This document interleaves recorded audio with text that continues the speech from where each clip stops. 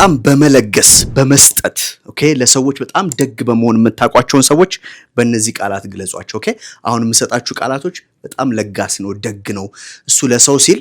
ማይሆነው ነገር የለም የምትሏቸውን ሰዎች የምትገልጹበት ማለት ነው የመጀመሪያው ሁሌ የምታውቁት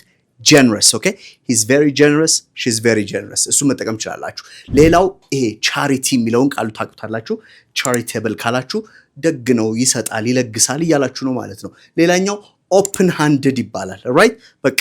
ሁሌም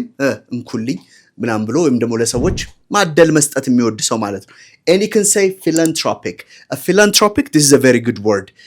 ሰው የሚወድ ማለት ነው ሰውን የሚያፈቅር የሚወድ ለመርዳት ኦኬ ሁሉ ጊዜም ዝግጁ የሆነ ማለት philanthropic ትሉታላችሁ ሌላው big hearted like big hearted የምትሉት ሰው ወይ ደግሞ በጣም ደግነትን መተዳደሪያው መኖሪያው ያደረገ ሰው እንደማለት ነው so እነዚህን ቃላቶች ተጠቀሙ we'll see you next time bye